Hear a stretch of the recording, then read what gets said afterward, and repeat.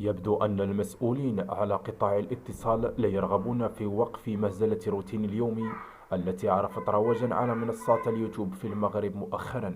ومن تشجيع الوزير الواصي وكذا الناطق الرسمي لفيديوهات روتين اليومي تحت ذريعة حرية التعبير، رفعت مغربيات بطلة هذا المحتوى الغريب سقف الوقاحة لتتجاوز يوميات من داخل المطبخ بلباس شفاف إلى فلوغات من داخل الحمام وعلى سطح المنزل تحت ما يسمى روتين غسل الزربية أو دوش منزلي، إلى أن وصل الحد مؤخرا إلى ممارسة السقاحة وإبداء المفاتين. فقد تفاجأ مؤخرا المغاربة بفيديوهات الفتيتين مغربيتين يقومان بتصوير مشاهد غير أخلاقية من وراء ستار شفاف، وهي الفيديوهات التي لقيت رواجا كبيرا وصل إلى حد اعتلاء التوندونس. هذا المحتوى يلاقي رواجا كبيرا على اليوتيوب ويحقق عدد مشاهدات بالآلاف وبالملايين رغم الانتقادات التي تكتب في التعليقات وعلى تدوينات على الفيسبوك. تحول إلى ظاهرة منتشرة بشكل كبير، وتشير بعض المواقع المخصصة في تقييم القنوات إلى أن مداخله تتجاوز عدد أغلب بطلات روتين اليومي 3 ملايين سنتيم في الشهر، إضافة